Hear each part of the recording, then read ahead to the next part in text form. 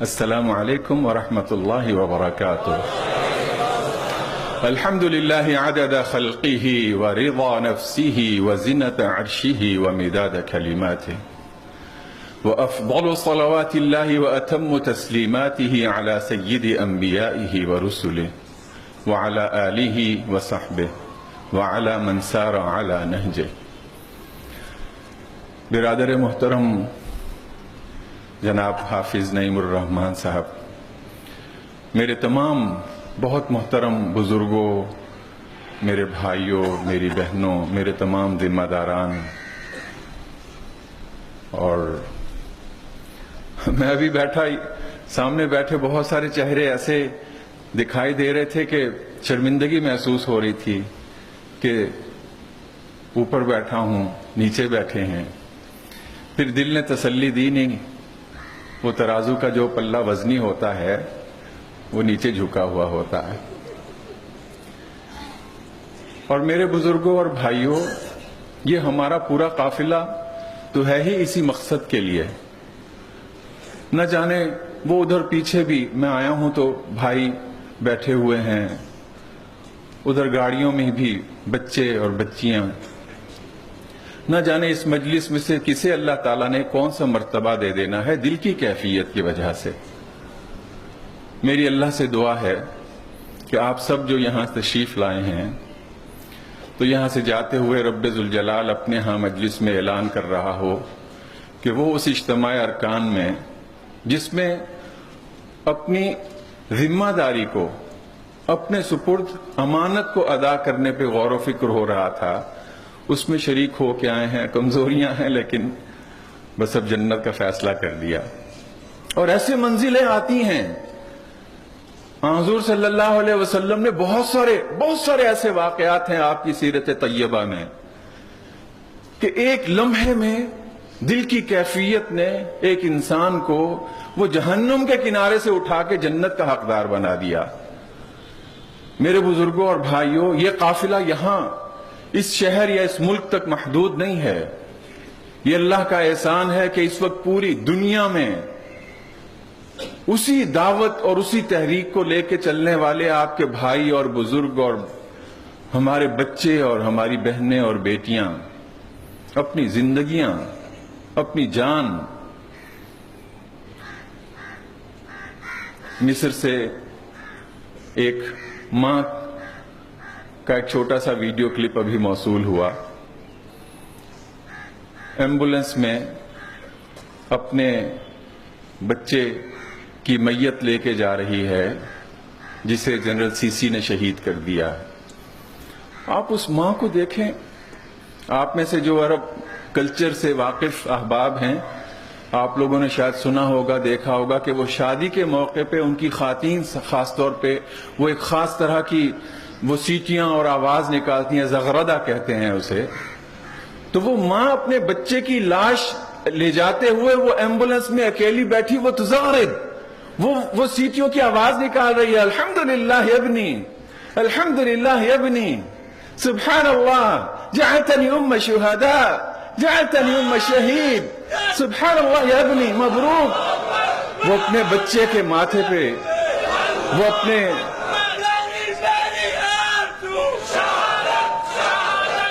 ایک لمحے کے لیے آپ کو اس کی ماں کی پیشانی پہ کوئی بل دکھائی نہیں دیتا ہے، آنکھوں سے آنسو رواں ہیں، دل کا ٹکڑا کاٹ کے اور جگر کا گوشہ کاٹ کے اپنے اللہ کے سپرد کر دیا ہے۔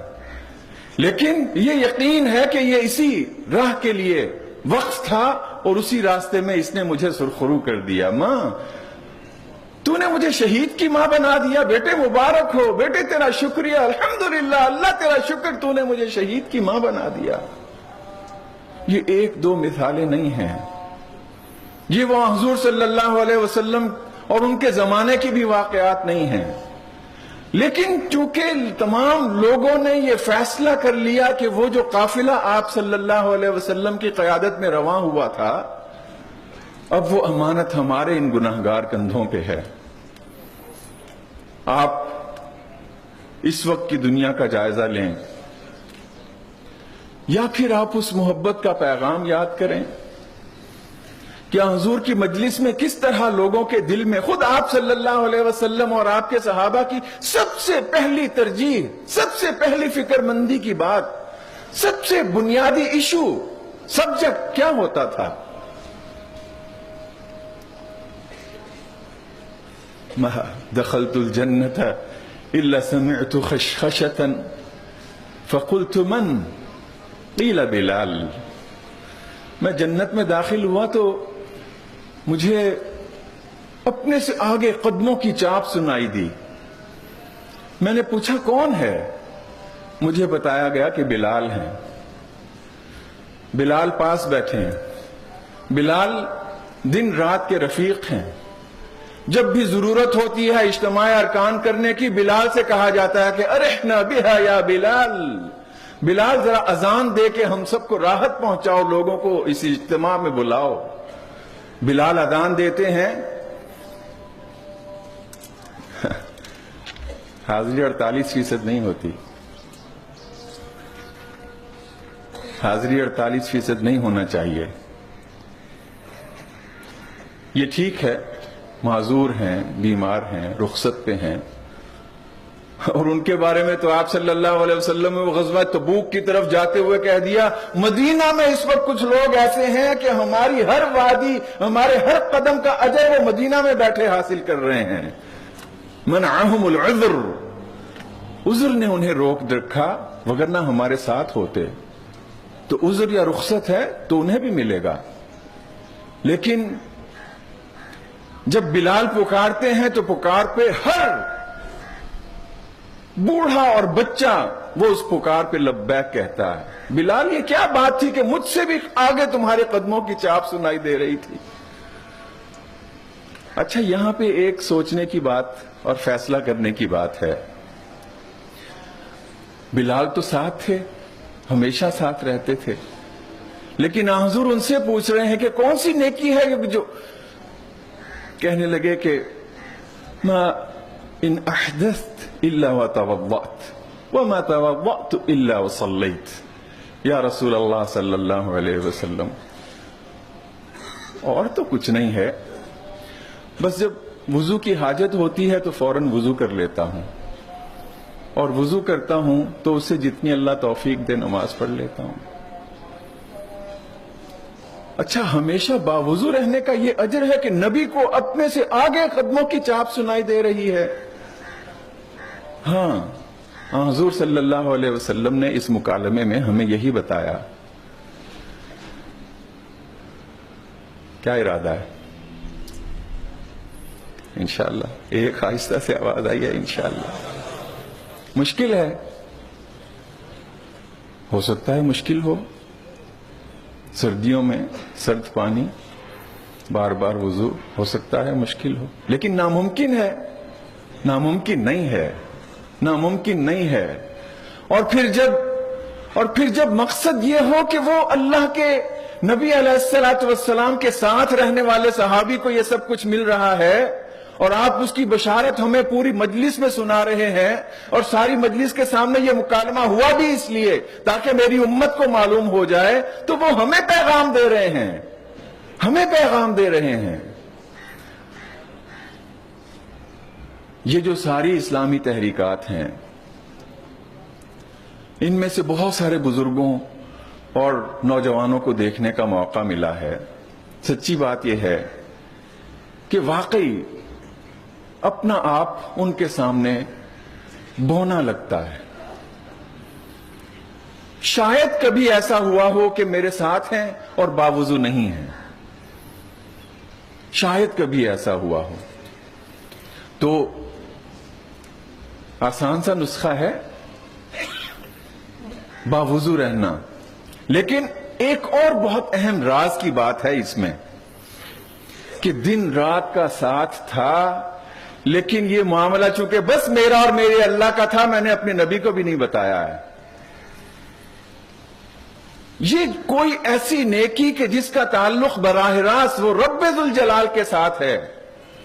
اچھا، یہ سلام کہنا، یہ وضو، یہ تو پتہ نہیں ہم کوئی تصوف کی بات کر رہے ہیں، ہم تو ایک انقلاب اور غزہ جانے کی توفیق دی اللہ نے اس گناہگار کو آپ سب کی نمائندگی کرتے ہوئے. غزہ کی، اور غزہ پچھلے 11 سال سے حصار میں ہے. 11 سال سے مکمل حصار ہے، اندر نہ کوئی جا سکتا ہے نہ آ سکتا. سینکڑوں ایسے مریض ہیں جو اس حصار کے پاس آ کے اپنی جان اللہ کے سپرد کر چکے ہیں، علاج کے لیے جانے کے موقع نہیں ملا. غزہ کی دیواروں پہ چاکنگ تھی، مختلف تعلیمات.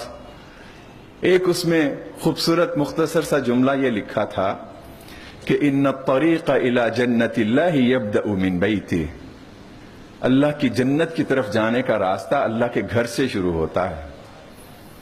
اور اسی لیے ہم نے وہاں پہ دیکھا بھی اور ہمیں لوگوں نے بتایا بھی، غزہ کی مسجدوں میں فجر کی نماز میں اتنی رونق ہوتی ہے کہ جتنی باقی عالم اسلام میں جمعے کے روز رونق ہوتی ہے. یہ جو ایک انقلاب، یہ تبدیلی، یہ کفر کے ساتھ لڑ جانا، یہ اپنے بچوں کے لاشیں مسکراتے ہوئے رب ذوالجلال کے سپرد کر دینا، اس کا آغاز وہ میرے اور میرے اللہ کے درمیان جو براہ راست ایک تعلق اور معاہدہ ہے وہاں سے ہوتا ہے. ہم جتنا اس تعلق کو مضبوط کر لیں گے.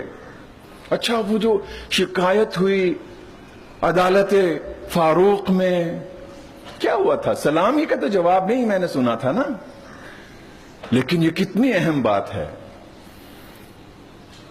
آپ نے وہ جو بشارت دی، جنت میں کچھ لوگ ہوں گے نور کے منبر پہ بٹھائے جائیں گے،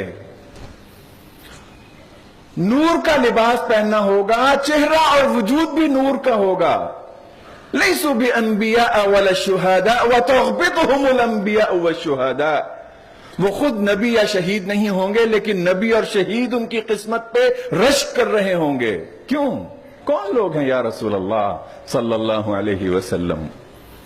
ہم المتحابون فی اللہ، یہ اللہ کی خاطر ایک دوسرے سے محبت کرنے والے ہوں گے.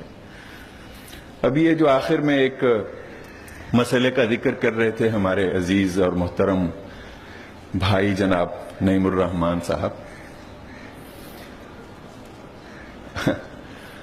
ہمیں واقعی اللہ کی خاطر ایک دوسرے سے محبت ہے؟ اللہ کی خاطر جنہیں ایک دوسرے سے محبت ہوتی ہے ان کے بارے میں قرآن کریم کہتا ہے، وہ جب واقعہ افک آیا نا، بہت بڑا ایک گیپ ہے، کوئی مماثلت نہیں ہے دونوں واقعات میں. لیکن تعلیم کیا ملی؟ تعلیم ملی کہ جب تمہیں معلوم ہوا تھا، جب تمہیں منافقین نے بتایا، جب تمہارے کان میں یہ تہمت پڑی، تو تم نے اپنے بارے میں حسن زن سے کام کیوں نہیں لیا؟ وہ ام المؤمنین کے بارے میں حسن زن نہیں، وہ اپنے بھائی کے بارے میں حسن زن، گویا کہ وہ اپنے بارے میں حسن زن ہے. اور یہاں سے وہ اس محبت کا قافلہ شروع ہوتا ہے کہ جس کے بعد پھر اللہ تعالیٰ کے نبی وہ نور کے منبر کی خوشخبری سنا رہے ہیں. تو کیا خیال ہے ہم سب آپس میں وہ جو جنتی ہونے کی بشارت ملی تھی، آخر میں کیا راز نکلا کہ میں اپنے دل کو صاف کر کے سوتا ہوں، میرے کسی بھائی کے بارے میں میرے دل میں کوئی میل نہیں رہتا. یہ بھی بہت مشکل ہے لیکن بڑا آسان بھی ہے جب اللہ کی توفیق شامل ہوتی ہے. اللہ کی توفیق کب شامل ہوتی ہے؟ اللہ کے نبی بتاتے ہیں حدیث قدسی میں، حضور صلی اللہ علیہ وسلم نے فرمایا کہ اللہ کہتا ہے بندہ میری طرف ایک قدم اٹھائے میں 10 قدم اس کی طرف آتا ہوں. بندہ چلنا شروع ہو میں دوڑ کے اسے اپنی آغوش رحمت میں لے لیتا ہوں. ہم اگر اس کا آغاز کر دیں، میرے کسی بھائی کے بارے میں میرے دل میں کوئی میل نہیں ہونا چاہیے، مجھے اسی محبت کو تو بڑھانا ہے. وہ جو شکایت کی نا حضرت سعد ابن ابی وقاص نے، وہ اسی روح سے نکلی ہوئی تھی. آپ نے صلی اللہ علیہ وسلم نے فرمایا تم اس وقت تک ایمان کے دعوے میں سچے ہی نہیں ہو سکتے جب تک کہ آپس کی یہ محبت نہ کرو. اور میں تمہیں ایسا نسخہ نہ بتاؤں کہ جو اگر استعمال کرو گے تو آپس کی محبت بڑھے گی؟ کیا؟ آپس میں سلام کو عام کرو. ان تسلم علی من تعرف وعلی من لا تعرف. آپ کسی کو جانتے ہیں یا نہیں جانتے ہیں، آپ اسے سلامتی کا پیغام پہنچائیں. سلامتی کا پیغام کیا ہے؟ رحمت کی دعا ہے، مغفرت کی دعا ہے، سلامتی کی دعا ہے. اور میرے بزرگوں اور بھائیوں، میں اس یقین کے ساتھ کہہ سکتا ہوں حضور صلی اللہ علیہ وسلم کی احادیث کی روشنی میں، آپ یہاں پہ بیٹھے جو میرے بھائی اور بہنیں موجود ہیں، اگر یہ فیصلہ کر لیں کہ ہم نے اسی سلامتی کے پیغام کو کراچی کے ہر شہری کی شناخت پہنچا دینا ہے، شناخت بنا دینا ہے، آپ کو لوگ جماعت کے کارکنان کو، ارکان کو وہ اس تعارف سے پہچانیں کہ وہ ہر چھوٹے اور بڑے کو سلام کرتے ہیں، سلامتی کی دعا دیتے ہیں، اور انہیں اس سلام کی پوری اہمیت بتاتے ہوئے یہ جو ہمیں ساری دنیا میں اسلامی تحریکوں کے کارکنان دکھائی دیتے ہیں، اللہ تعالیٰ سے عافیت کی دعا کرنا چاہیے۔ حضور کی تعلیم ہے، آپ نے صلی اللہ العافیہ، اللہ تعالیٰ سے عافیت کی دعا کیا کرو۔ عافیت سے زیادہ کسی بندے کو ایمان کے بعد کوئی اور نعمت نہیں ملی ہے۔ لیکن جب کوئی امتحان آ جائے فَاثْبُتُوا، تو پھر اس میں ثابت قدم رہو، پھر اس میں ڈٹ جاؤ، پھر اس میں تمہاری طرف سے کوئی کمزوری نہ ہو۔ یہ اگر آج 42,000 اور میں پھر دعوے سے کہہ سکتا ہوں کہ یہ جو 42,000 اس وقت مصر کی جیلوں میں پڑے سڑ رہے ہیں، جن میں سے تقریباً 250 کے قریب پچھلے 3 سال کے عرصے میں جیلوں کے اندر تشدد کی وجہ سے شہید کر دیے گئے ہیں، ان میں سے ایک ایک فرد وہ اللہ کا ولی ہے۔ دلوں کا حال رب ذوالجلال جانتا ہے، لیکن ہم انہیں جانتے ہیں۔ آج کیا پیر دیں، آج اتوار ہے، اور میرے بھائیوں میں یقین سے کہہ سکتا ہوں، تقریباً 100% یقین سے، کہ کل پیر ہے۔ ان 42,000 میں سے شاید کوئی ایک بندہ ایسا نہ بچے کہ جو کل روزہ نہ رکھے۔ اور یہ صرف ابھی جیل کا معمول نہیں ہے، پوری زندگی کا، تحریکی زندگی کا ایک تعارف ہے کہ ہر پیر اور جمعرات کو انہوں نے نفلی روزہ رکھنا ہے۔ پھر ایک بار پوچھوں کہ کیا ارادہ ہے؟ یہ جو ساری اسلامی تحریکات کی یہ شناخت ہے،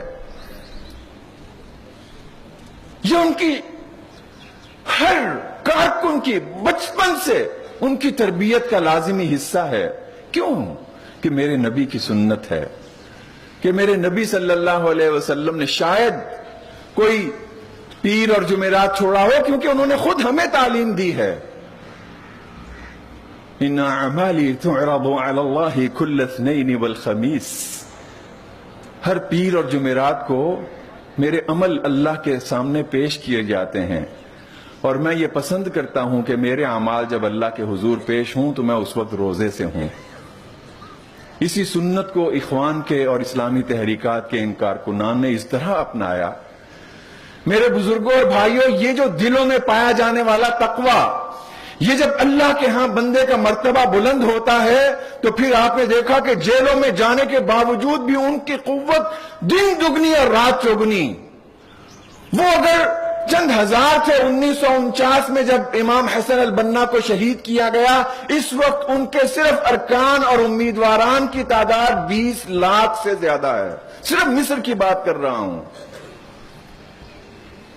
90 لاکھ ان کی کل آبادی ہے۔ میں نے پوچھا کہ حسنی مبارک کے دور میں قاہرہ کی تقریباً کتنی مساجد میں آپ کا کوئی نہ کوئی نظم موجود ہوگا؟ قاہرہ، وہ حسنی مبارک کا پورا دور ستم، کہنے لگے کہ 80% مساجد میں ہماری کوئی نہ کوئی سرگرمی ہو رہی ہے، اور ان میں کئی بار ایسا بھی ہوا کہ بہت ایک قابل اعلیٰ تعلیم یافتہ نوجوان ابھی تعلیم سے فارغ ہوا ہے، ذمہ اس کے یہ لگ گیا ہے کہ تم نے فلاں مسجد میں، جو اس مسجد کے 10 سال سے کم عمر کے بچے ہیں، انہیں یسرنا القرآن پڑھانا ہے۔ یہ نہیں سوچا کہ یار ابھی میں نے پی ایچ ڈی کی ہے اور آپ مجھے یسرنا القرآن پڑھانے پہ لگا رہے ہیں۔ ایک مختصر سا وقفہ امتحان کا ہے، جب اس میں سرخرو ہوں گے تو اللہ تعالیٰ اس سے اگلی منزل میں بھی خدمت کا موقع دے گا۔ اور پھر یہ کوئی معمولی کام نہیں ہے ان بچوں کو یسرنا القرآن پڑھانا۔ یہاں سے ان بچوں سے انہوں نے پھر اخوان کے ان لوگوں کو تیار کیا۔ آپ نے دیکھا انہی میں سے ایک استاد شہید ہوتا ہے، اس کے ایک معصوم تقریباً 4 سال کے بچے کو بعد میں انٹرویو کرتے ہیں، وہ کلپ موجود ہے. وہ بچہ کہتا ہے کہ ہمارے استاد بڑے اچھے تھے, وہ ہمیں ترانے بھی سناتے تھے, وہ ہمیں ٹافیاں بھی کھلاتے تھے, وہ ہمیں قرآن بھی پڑھاتے تھے, اور پھر جب استاد کی یاد نے اور تنگ کیا ہے تو زبان نے ساتھ نہیں دیا, آنکھوں سے آنسو جاری ہو گئے, اور اسی روتے ہوئے تقریباً چلاتے ہوئے وہ بچہ کہتا ہے کہ وَأَنَا عِنْدَ مَكْبُرْ, أَنَا عِنْدَ مَكْبُرْ بَسْتَشْهِدْ فِي الْأَقْصَى بدخل مع استاد الجنہ.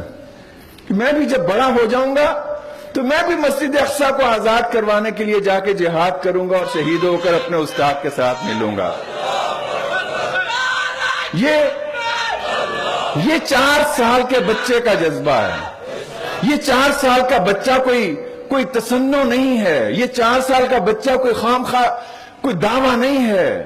یہ اس کے دل میں وہ بیج بو کر گیا ہے کہ یہ اسے کسی نے سکھایا نہیں تھا کہ کیمرہ اور مائک آئے گا تو تم نے یہ کہنا ہے. یہ اس کے دل میں اس کے استاد نے یہ پودا لگایا ہے کہ یہ مسجد اقصیٰ یہ ہمارے نبی کی امانت ہے, یہ ہمارا قبلہ اول ہے. کل اسماعیل حنیہ صاحب کا ایک بیان پڑھ رہا تھا. پچھلے دنوں ابھی غزہ پر آخری جو حملہ اب تک اسرائیل کا ہوا تھا اس کی یاد تھی, اور اسماعیل حنیہ کا ایک جملہ بالکل جیسے دل میں کانٹا ہو جاتا ہے. کہنے لگے اس پورے اسرائیل کے حملے جس میں پورا غزہ بمباری کی زد میں تھا, جس میں انہوں نے کیمیکل ویپنز بھی استعمال کیے, جس میں وہ فاسفورس بم ساری دنیا کے میڈیا میں دکھائے گئے. اسماعیل حنیہ نے کہا کہ هذه المعركة كانت معركة الفرقان. معرکۃ الفرقان کسے کہا گیا آپ صلی اللہ علیہ وسلم کی سیرت میں؟ غزوہ بدر کو کہا گیا, قرآن کریم میں کہا گیا کہ یہ معرکۃ الفرقان تھا. كانت اہم محطۃ فی طریق تحریر الاقصیٰ. یہ مسجد اقصیٰ کو آزاد کروانے کا جو ہمارا سفر ہے, یہ اس کا ایک اہم ترین اس کا ایک سٹیشن تھا, اس کا ایک پڑاؤ تھا, اور ہم نے اس سے آگے بڑھنا ہے. ہمارا میڈیا تو ہمیں بتاتا نہیں ہے. مجھے خدشہ ہے کہ آپ میں سے کسی نے محمد الزواری کا نام نہیں سنا ہوگا. آپ نے سنا ہے؟ ماشاءاللہ.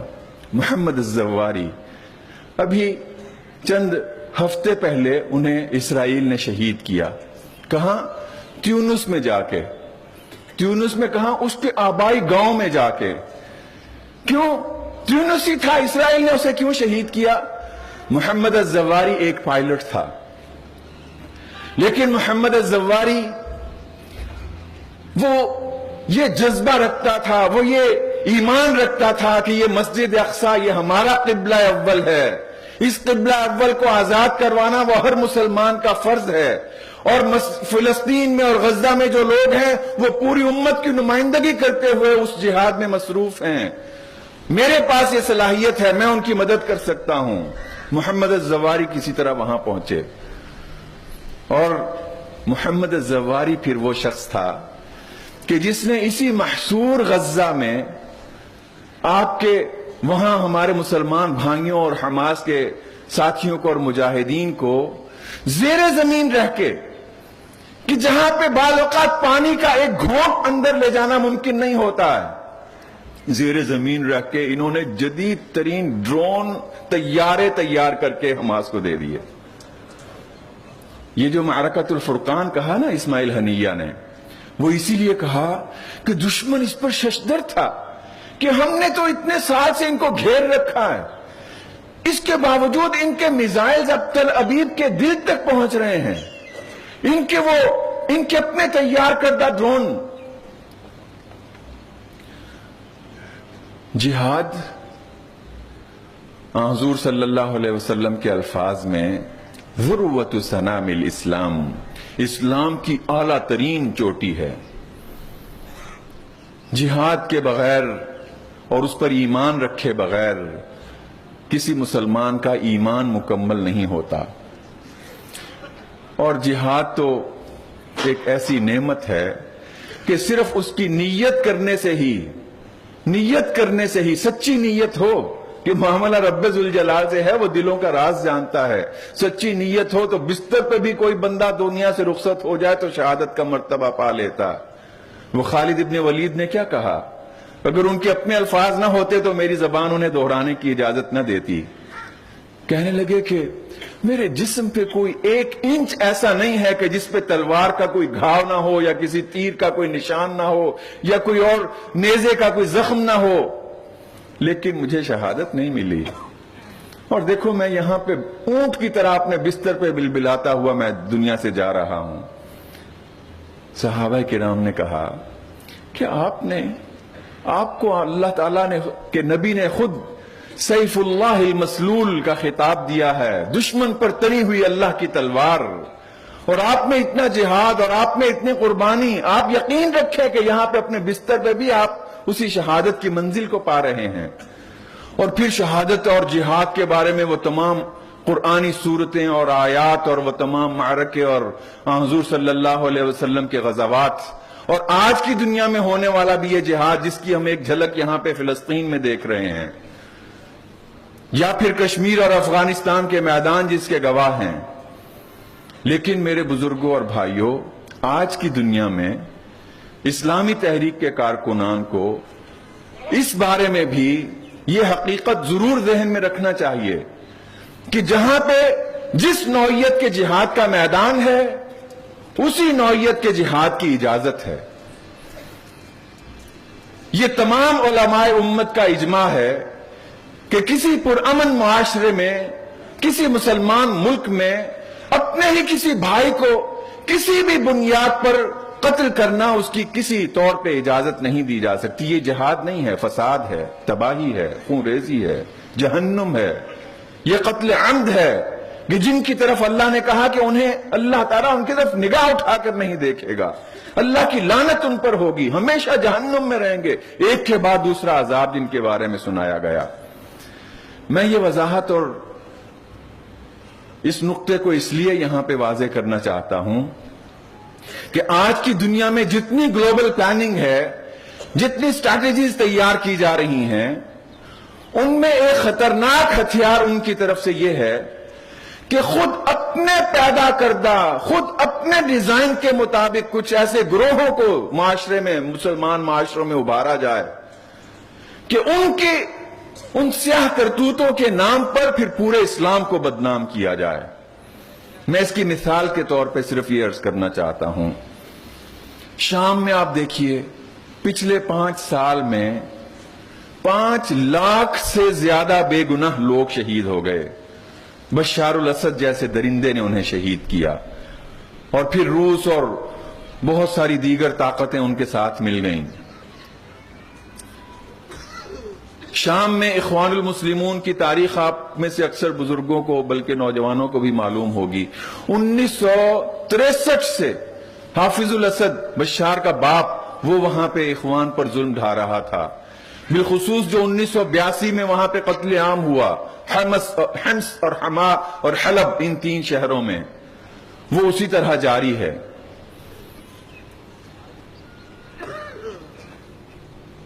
ایک گروہ اٹھا، میں پھر نام نہیں لینا چاہتا، میں اصولی صرف بنیادی موقف اور علماء کرام کی رائے اسلامی تحریکوں کا، اس کی پالیسی کی طرف رہوں گا. کچھ لوگ آئے اخوان کے علماء کے پاس، بہت اللہ والے، تفسیر کے اعلیٰ ترین مہارت رکھنے والے، آ کے کہا کہ ہم نے خلافت قائم کر دی ہے، اب ہماری بیعت کر لو. انہوں نے کہا کہ میں تو آپ کے اس سے مطمئن نہیں ہوں. خلیفہ کی بیعت کرنے کا مطلب یہ ہے کہ میں دل سے گواہی دے رہا ہوں کہ میں اب ان کی بیعت کرتا ہوں اور یہ میرے سربراہ ہیں. البتہ آپ نے اگر یہ خلافت کا اعلان کیا ہے تو میں آپ سے یہ وعدہ کرتا ہوں میں کہیں پہ بھی آپ کی کوئی مخالفت نہیں کروں گا. صرف اس بات پہ کہ انہوں نے بیعت نہیں کی، آنے والوں نے کہا کہ اتنے 6 یا 10 اتنے منٹ کی تمہیں مہلت ہے، دوبارہ اس پہ غور کر لو. اور وہی 6 یا 10 منٹ کے بعد دوبارہ آئے اور کہا کہ بیعت کر لو. مفسر قرآن نے کہا کہ نہیں، میں دل کو اب بھی آمادہ نہیں پاتا اور میں منافقت نہیں کر سکتا، میں جھوٹ بولتے ہوئے نہیں بیعت کر سکتا. تو وہی اسی مفسر قرآن کو آنے والے ان لوگوں نے اس کی بیوی اور بچوں کے سامنے ذبح کر دیا.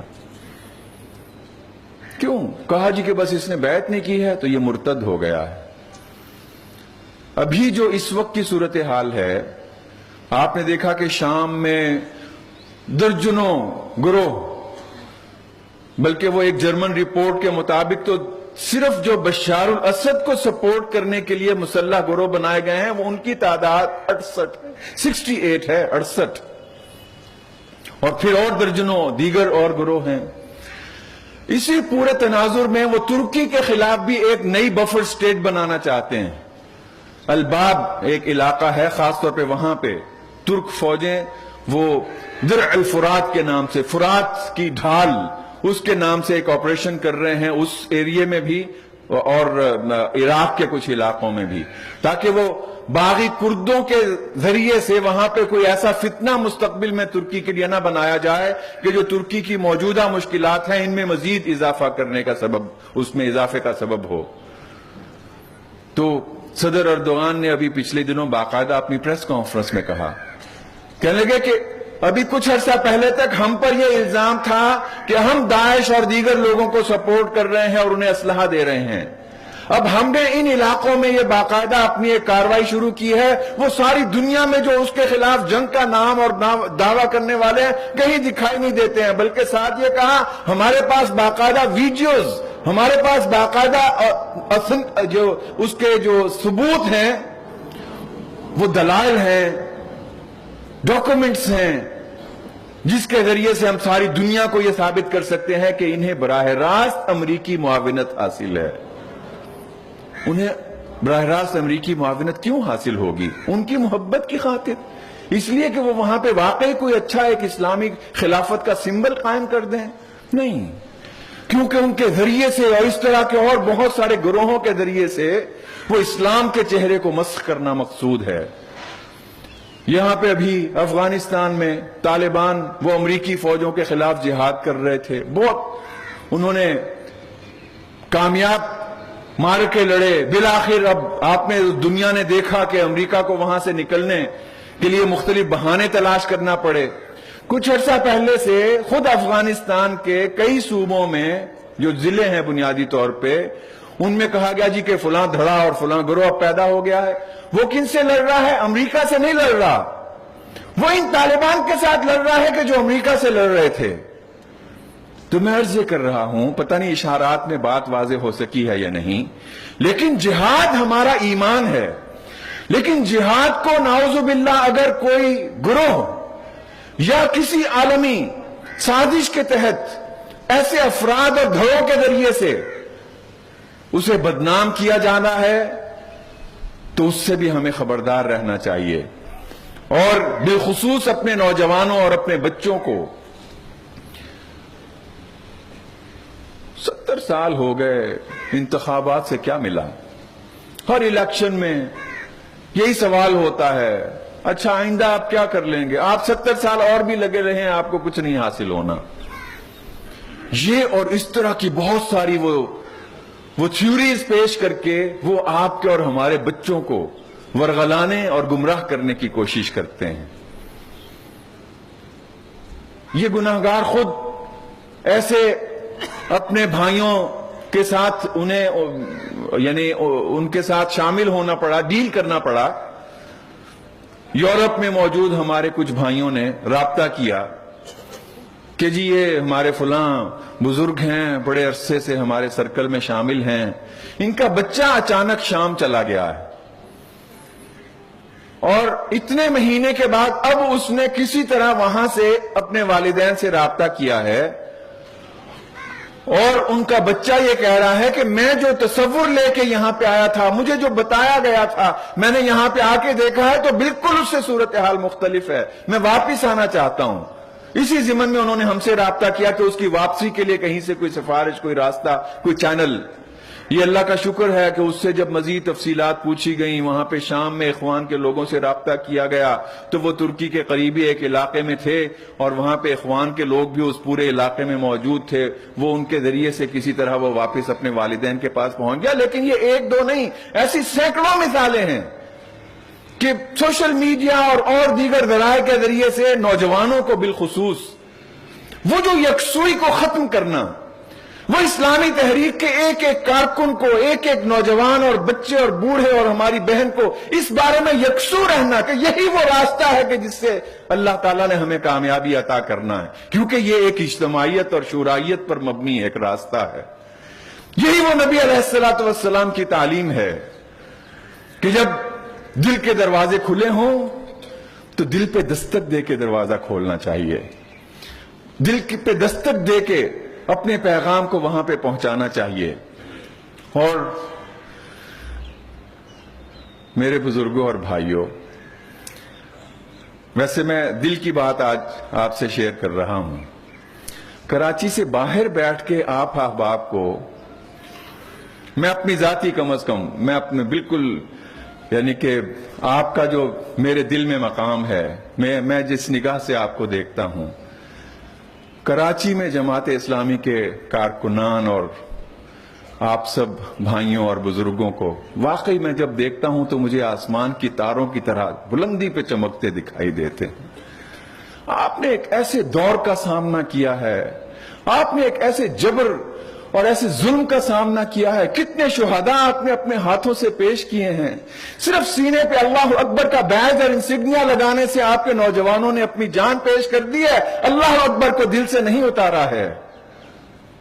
اگر یہی جذبہ رکھنے والے آپ اہل کراچی، آپ یہ جو اسلامی تحریک کی اساس ہیں، اگر ہم یہ کہیں کہ وہ جو دل کا تعلق ہے، باوضو رہنا ہے، وہ ہم نے روزوں کا اہتمام کرنا ہے، وہ ہم نے سلام کو عام کرنا ہے. اچھا وہ جیلوں میں ہے تو پھر ان کی طاقت میں اور قوت میں اضافہ کیسے ہو رہا ہے؟ یہ اس فیصلے کے تحت ہو رہا ہے، یہ اس عہد کے تحت ہو رہا ہے کہ ہاں ہم جیل میں ہیں لیکن ہم نے اپنی منزل، اپنے سفر کو جاری رکھنا ہے. میرے طے شدہ نظام کے مطابق یہ بات طے ہے، سب کے سامنے واضح ہے. آپ نے دیکھا کہ وہ طائف سے جب آپ صلی اللہ علیہ وسلم واپس آئے، مکہ میں آنے کی اجازت نہیں تھی. مطعم ابن عدی کی پناہ میں آپ مکہ میں داخل ہو سکے. پھر اس کے بعد حج کے قافلے آنا شروع ہوئے اور آپ نے جا کے کہا کہ من یؤوینی لأبلغ دعوت ربی، تم میں سے کون ہے جو مجھے پناہ دے تاکہ میں اللہ کی دعوت کو، اللہ کے پیغام کو لوگوں تک پہنچا سکوں. ایک ایک قبیلے کے پاس جا کے اپنی دعوت پیش کی، یہاں تک کہ یثرب سے آنے والے 6 خوش نصیب انسانوں نے بات تسلیم کر لی. آپ اس باب کا مطالعہ کریں، انتہائی اہم باب ہے. یہ جو مکالمے ہوئے ہیں مختلف قبائلی سرداروں سے اور قبائل کے نمائندوں سے، کوئی آ کے کہتا ہے اچھا جب تمہیں اگر اقتدار مل جاتا ہے تو ہمیں کیا ملے گا؟ کوئی یہ کہتا ہے کہ نہیں وہ میرے ماں باپ کا کیا ہوگا؟ بہت سارے وہ جو مکالمے ہیں وہ اسلامی تحریک کے کارکن کے لیے بہت بڑا سرمایہ ہیں. یثرب سے آنے والے 6 افراد بات تسلیم کر لیتے ہیں. آپ کو یاد ہے نا کہ اگلے سال جب دوبارہ اسی مقام پہ، عقبہ کے مقام پہ جمع ہوئے، بیعت عقبہ اولا جسے کہا جاتا ہے، تو وہ پھر کتنے لوگ آئے تھے؟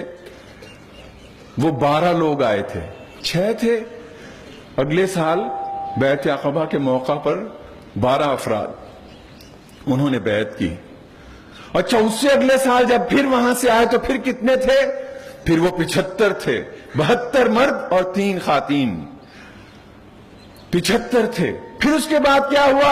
یہ 75 افراد جب واپس گئے تو پھر کچھ ہی عرصے میں پورا یثرب وہ ایک اسلامی ریاست کی بنیاد بن گیا. آپ الحمدللہ کراچی، وہ جو ہمیں کہا گیا نا کہ نیکی کے معاملے میں یہ دیکھو کہ مجھ سے آگے کون ہے، وہ کس طرح اخوان اور وہ جس طرح ترکی اور جس طرح وہاں پہ ملائیشیا اور ابھی کچھ عرصہ پہلے مراکش اور ابھی یہاں پہ کویت اور وہاں پہ اردن اور وہاں یہ ہر جگہ جہاں پہ بھی وہ انتخاب کے راستے سے ابھی وہاں پہ تیونس ہر جگہ ان لوگوں نے ہم سے قدم آگے بڑھائے ہیں. تو ہم نے قربانیاں پیش کی ہیں. کراچی ہمارا مرکز تھا, کراچی ہمارا انشاءاللہ مرکز ہے, لیکن میں پھر وہ 6 اور 12 اور 72 اور 75 کا سفر کیوں نہیں کر سکتا؟ یقیناً کر سکتے. اچھا, یہ جو کراچی کے لوگ ہیں ان میں خدا نخواستہ ایمان یا کوئی خیر نہیں ہے؟ وہ ہم سے بھی زیادہ خیر ان کے دلوں میں موجود ہے. اور یہاں ان کے دلوں کو میں یہ کہوں کہ میں نے اس دین کی اور اسلامی تحریک کے دعوت کی طرف موڑنا ہے تو بھلا میں نے موڑنا ہے, دلوں کو میں نے موڑنا ہے. میرے اور آپ کے دل کو اس تحریک کی طرف ہم نے خود موڑا ہے. یہ رب ذوالجلال کی دین ہے. اللہ تعالی ان قلوب عباد اللہ فی ید اللہ یقلبها کیف یشاء, یہ بندوں کے دل وہ رب ذوالجلال کے ہاتھ میں ہے, وہ جب چاہتا ہے انہیں تبدیل کر دیتا ہے. اللہم یا مقلب القلوب والابصار صرف قلبی علی طاعتک. ام المؤمنین نے پوچھا. تو میرے بزرگوں اور بھائیوں, یہاں پہ مصر کی جیل میں 88 سالہ ہیں اخوان کے سابق مرشد عام محمد مہدی عاکف. پچھلے 3 سال سے اب پھر جیل میں ہیں. ابھی پچھلے ہفتے اچانک انہیں جیل سے ہسپتال منتقل کرنا پڑا کہ طبیعت انتہائی ناساز ہو گئی اور حکومت کو خدشہ ہوا کہ 88 سالہ بابا جی یہاں جیل میں یہ بھی شہید نہ ہو جائیں. وہ تو لیکن شہادت ہی کے لیے انہوں نے خود یہاں پہ کراچی میں آ چکے ہیں. مجھے یاد نہیں پڑ رہا کہ کب آئے تھے, لیکن جی محمد مہدی عاکف یہاں تشریف لائے تھے فاران کلب میں. جی پروفیسر غفور صاحب اور قاضی صاحب کی وہ تعزیت کے لیے جو پروگرام ہوا تھا اس میں, اس موقع یہیں کراچی میں انہوں نے مجھے سنایا. کہنے لگے کہ مجھے وہاں پہ گرفتار کر لیا گیا, 25 سال جیل میں رہا. 25 سال شادی ہو جاتی ہے, 25 سال جیل میں رہا. پھر ایک دن میں نے بیٹھے ہوئے اچانک دوستوں کے ساتھ ہم جیل میں, اب 25 سال یہ جیل ہی میرا گھر تھا گویا کہ. 25 سال کے بعد اچانک میری زبان سے پتہ نہیں کیوں میں نے سوچے بغیر ہی کہا کہ اللہ تعالیٰ بس اب رہائی دے دے, اچھی سی دلہن بھی دے دے, اپنے گھر کی حج بھی کروا دے. ویسے لوگوں نے سمجھا کہ پتہ نہیں مذاق کر رہا ہے, اور میں نے بھی سوچے سمجھے بغیر زبان سے یہ الفاظ ادا کر دیے. کہتے ہیں کہ 3 دن نہیں گزرے تھے, 3 دن نہیں گزرے تھے کہ جیل سے نکالنے کا بلاوا آ گیا. اور پھر باہر جاتے ہی اچانک وہ فلاں جو اخوان کے نائب مرشد عام تھے وہ سامنے سے ان کی چھوٹی ہمشیرہ آ رہی تھی کالج سے, تو مجھے کہنے لگے کہ اس سے شادی کر دوں. اس کے کچھ عرصے کے بعد کہنے لگے کہ وہ ایک اور حج آپریٹر تھا, وہ اس نے کہا کہ وہ حج پہ آخری لوگ جا رہے ہیں اور میرے پاس ایک وہ اس کے لیے جگہ ہے تو پیسے ہیں. میں گھر گیا تو وہ میرے پاس تو اس کا 5واں حصہ بھی نہیں تھا, لیکن میں وہی لے کے چلا گیا. باقی کہا کہ جتنا ہے لے آؤ, بس تمہارے لیے وہاں سے بلاوا آ گیا ہے. لیکن یہ سارا سنانے کے بعد کہنے لگے کہ دیکھو یہ جو دل سے نکلے ہوئے الفاظ اللہ نے پورے کر دیے, یہ 25 سال قید صبر سے گزارنے کے بعد ملے. اب بھی اتفاق دیکھیں کہ 88 سال عمر ہے, پچھلے 3 سال سے وہ جیل میں ہے, اور سی سی کی عدالت نے انہیں بھی 25 سال قید کی سزا سنائی ہوئی ہے. ایک لمحے کے لیے ان کے یا ان کے گھر والوں کے یا ان کی تحریک کے دلوں میں یہ شک لیکن نہیں ہے کہ ہماری راہ کھوٹی ہے, ہمارا راستہ درست نہیں ہے. ہمیں اس تحریک کے اس سفر کی بجائے ہمیں کوئی اور راستہ اختیار کر لینا چاہیے. میدان رابعہ میں ہزاروں لوگ ذبح کر دیے, وہاں پہ نہیں, وہاں جلا دیا گیا تھا, ذبح نہیں کیے گئے. ان کو آگ اور ہر طرح کے راکٹس فائر کر کے انہیں وہاں پہ شہید کر دیا گیا. اس موقع پہ بھی اخوان کے مرشد عام ڈاکٹر محمد بدیع نے کیا کہا؟ انہوں نے کہا کہ نبقى سلمیین. یہ ان کا جملہ, یہ ان کے پورے لائحہ عمل کی ایک بنیادی ستون بن گیا ہے نبقى سلميين وسلميتنا اقوى من الرصاص، ہم پرامن رہیں گے، ہمارا پرامن رہنا وہ تمہاری بندوقوں سے زیادہ طاقتور ثابت ہوگا۔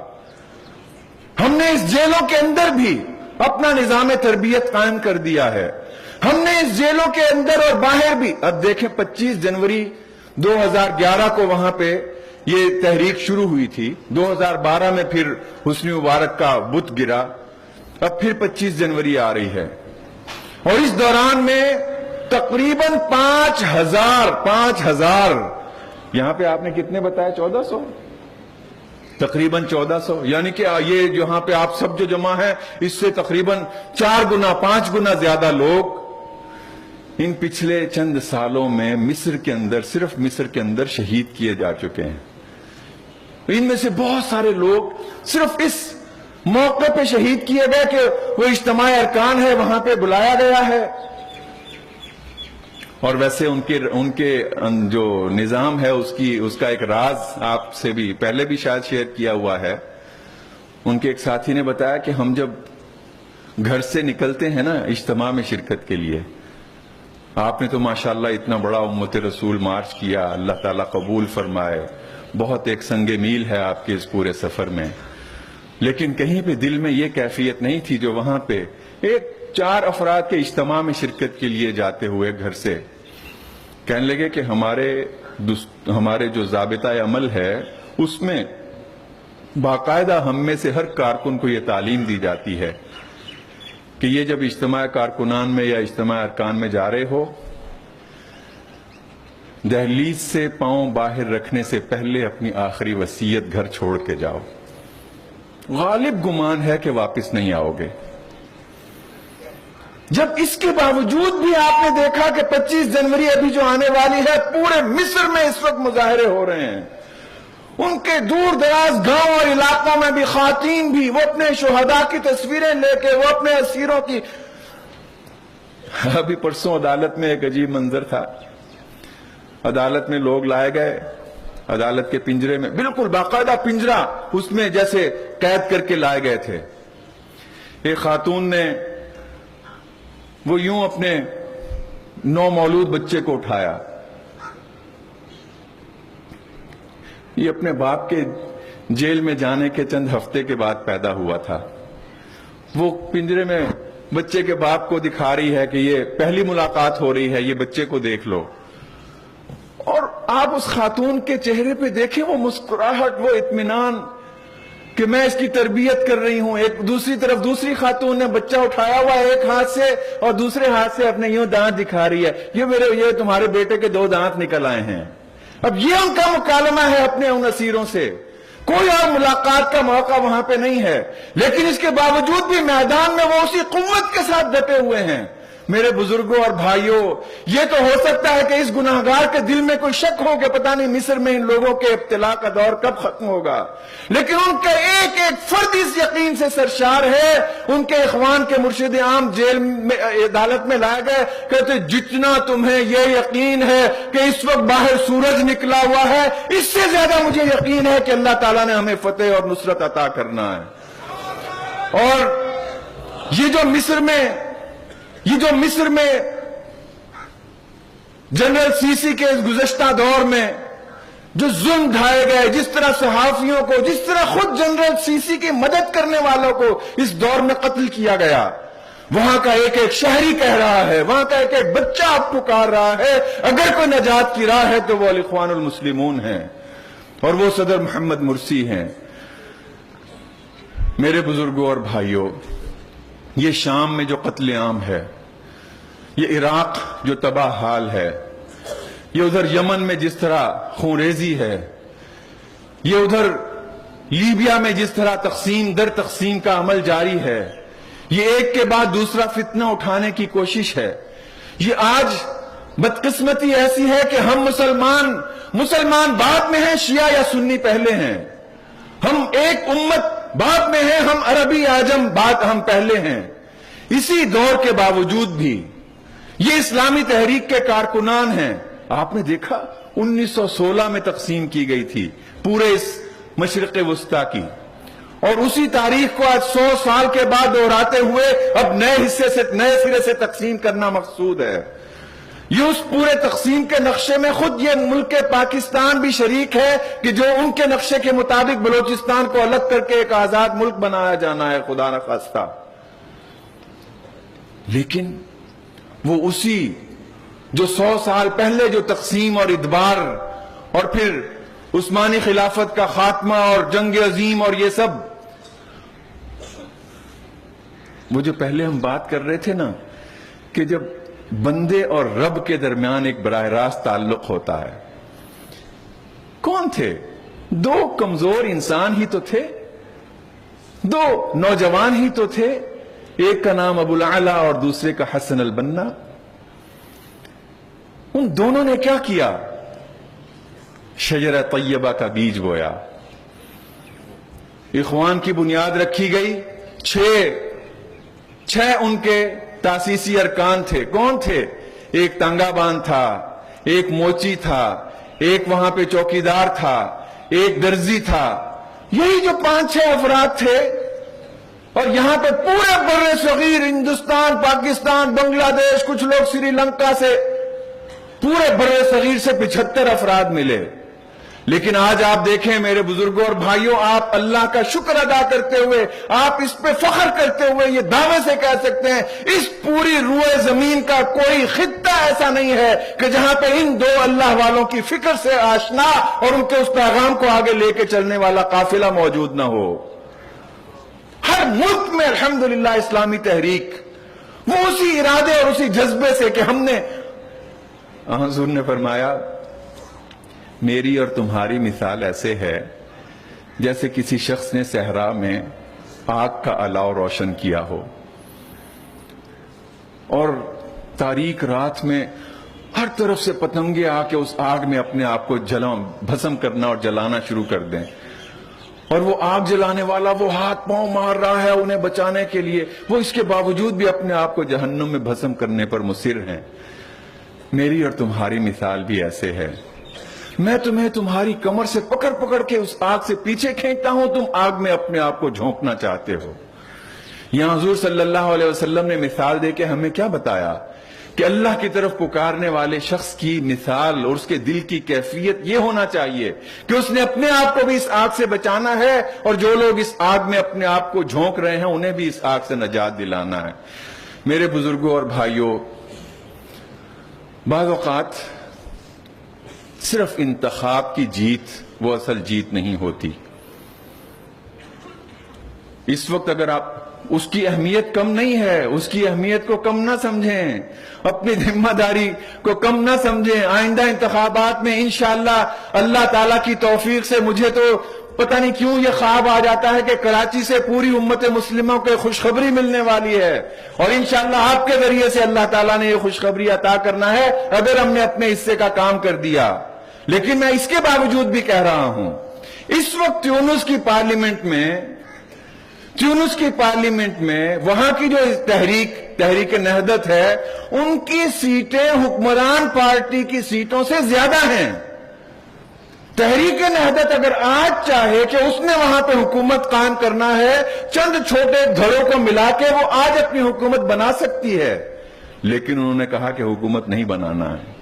حکومت بنانا مقصود نہیں ہے، ہمیں وہ ان تمام مراحل کو حاصل کرنا ہے. ابھی جو انہوں نے اپنی ایک اوپن پولیٹیکل پارٹی، ایک عام کھلی سیاسی پارٹی بنانے کا جو فیصلہ کیا ہے، یہ نہیں ہے کہ اسلامی تحریک کو ختم کر دیا ہے، لیکن اسلامی تحریک کو اس پورے دعوت اور تربیت کے عمل سے جاری رکھتے ہوئے اپنی جو سیاسی شناخت ہے اسے عام لوگوں کے لیے کھول دیا. جو شخص بھی اس میں آنا چاہتا ہے، چونکہ ہمیں ووٹرز کے لیے ایک پارٹی تشکیل دینا ہے، لیکن اس کے اندر پھر ہم نے ان لوگوں کو تیار کرنا ہے. اور ابھی تو فرق بہت کم ہے. جب یہ اس پورے معاشرے کا ایک فرد یہ کہے گا کہ ہاں تحریک نہضت اور یہاں کے اسلامی تحریک اور قائدین وہی ہماری امیدوں کا مرکز ہے اور وہی ہمارے لیے راہ نجات ہے، تو انشاءاللہ پھر ہم اس اگلے مرحلے میں بھی اپنے آپ کو آگے بڑھائیں گے. مجھے وقت کا بالکل احساس نہیں رہا، میں معذرت چاہتا ہوں، لیکن میرے بزرگوں اور بھائیوں، اجازت سے پہلے بس یہ درخواست حضور صلی اللہ علیہ وسلم نے فرمایا کہ ہو سکتا ہے اللہ کے بندوں میں سے کوئی ایک بندہ ایسا ہو لو اقسم علی اللہ لابرہ، کہ جو اگر قسم کھا کے اپنے اللہ سے کہہ دینا کہ اللہ بس ایسے ہونا چاہیے، اللہ تعالیٰ ویسے ہی کر دے. لو اقسم علی اللہ لابرہ، اللہ تعالیٰ اس کی قسم پوری کر دے. اور معرکہ جاری تھا، قائد قافلہ نے اور سالار قافلہ نے مدینہ پیغام بھیجا حضرت عمر فاروق کو. اور اس وقت پیغام یہ نہیں تھا کہ ایس ایم ایس کر دیا ہے یا کوئی، اپنا نمائندہ بھیجا مدینہ. کمک بھیجی جائے، مشکل ہے، کمک بھیجی جائے. وہ پھر یہاں سے مدینہ سے کمک بھیجی گئی. کیا وہ کمک تھی؟ ایک صحابی بھیجے گئے، حضرت قعقاع، اور ساتھ یہ پیغام تھا کہ میں نے اپنے نبی کو یہ کہتے ہوئے سنا ہے کہ لن یہزم جیش فیہ قعقاع، کوئی لشکر وہ شکست نہیں کھا سکتا کہ جس میں قعقاع ہوگا. میں نے یہ قعقاع کو تمہارے لیے بھیج دیا ہے، ان کے ساتھ مل کر تم اپنے لشکر کو ایک نئی زندگی سے آشنا کر دو تو اللہ تعالیٰ کی فتح عطا ہوگی. میرے بھائیوں، وہ حضرت حمزہ کا ایمان کیا ہوا، حضرت عمر بن الخطاب کا ایک شخص کا ایمان کیا ہوا. وہ دار ارقم میں جو چھپ کے عبادت کرتے تھے، آ کے سر عام بیت اللہ کے پاس دعوت کا اعلان کرنے لگے. آپ میں سے بھی ایک ایک فرد کو اللہ تعالی ہمیں توفیق دے. ہمیں ٹھیک ہے احتساب بھی کرنا چاہیے، اپنے بھائیوں کی اصلاح کرتے رہنا چاہیے. وہ حضور نے فرمایا مثل المؤمنین کالیدین تغسل احداہما الاخری، دو مومن بھائیوں کی مثال ایسے ہے کہ جیسے یہ دو ہاتھ ہوتے ہیں. تغسل احداہما الاخری، ایک ہاتھ دوسرے کو دھوتا ہے. ایک اکیلا نہیں دھو سکتا، دونوں مل کر ایک دوسرے کو صاف رکھتے ہیں. لیکن مثال وہی دو ہاتھوں کی ہونا چاہیے، دو دشمنوں کی نہیں ہونا چاہیے.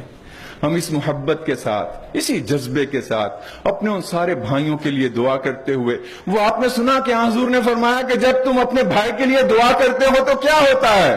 اللہ تعالیٰ کا ایک فرشتہ بھیج دیا جاتا ہے، دعا کرنے والے کے پاس بیٹھ جاتا ہے. یہ کہتا ہے کہ اللہ مصر میں میرے بھائیوں کی مدد فرما، یا اللہ شام میں، فلسطین میں، کشمیر میں، فلاں بنگلہ دیش میں میرے بھائیوں کی مدد فرما. فرشتہ کیا کہتا ہے؟ فرشتہ کہتا ہے کہ آمین وَلَكَ مِثْلُ ذَلِكَ، اللہ تعالیٰ تمہاری دعا قبول کرے اور تمہارے حق میں میری یہی دعا قبول کرے. تو اپنے ان بھائیوں کے لیے دعا بھی کیجئے، اپنے حصے کا کام بھی کیجئے. وہ 6 سے 12 کو 75 میں تبدیل کرنے کا عمل بھی انشاءاللہ اس شہر سے ہمیں ملنا ہے. کوئی بعید نہیں ہے، کوئی بعید نہیں ہے کہ آنے والا کل وہ ہم سب پہ فخر کر رہا ہو کہ شاید وہ کوئی مجلس تھی، وہ جس میں لوگوں نے اپنے دلوں کے داغ کو دھوتے ہوئے، وہ اپنے دلوں کے میل کو صاف کرتے ہوئے، اپنے آپ کو قرآن سے وابستہ کرتے ہوئے، وہ روزے کا اہتمام کرتے ہوئے، ہمیشہ باوضو کا عہد کرتے ہوئے، سلام کو عام کرتے ہوئے، پورے کراچی میں دین کے پیغام کو عام کرنے کا عہد کیا تھا. لو اقسم علی اللہ لابرہ. پروردگار ہم سب پر رحم فرما. صلی اللہ علی النبی وعلی آلہ وصحبہ اجمعین.